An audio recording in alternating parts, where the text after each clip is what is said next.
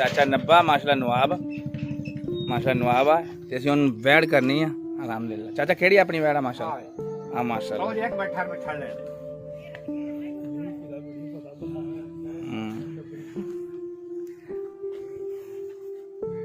माशाल्लाह मेरा चाचा आ वैड करन लगे माशाल्लाह। हर साल करी दी ते इस साल भी माशाल्लाह करनी। ते आ मेरे चाचे 90 का डेरा वा माशाल्लाह। देखो तुम आ गया आसान कसाई आ गया, पैंतरा कसाई आ गया, घुग्गू कसाई आ गया माशाल्लाह। ले भी चाचा आप कितने बंदे चाचा कोई किले दे कर लो शायद मुड़ अंदर चले जाएगा। हाँ इतने किले ना बन दे क्योंकि सूत नहीं होते बहुत अथरे तेरे। नहीं जाती वो डॉक्टर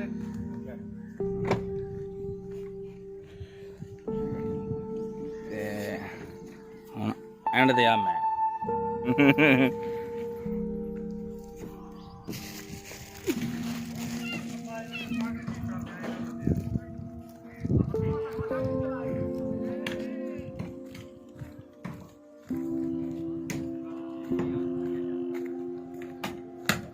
ओला का बोले लकड़ी का मैं चलाऊंगा वो का वटे चला चला इससे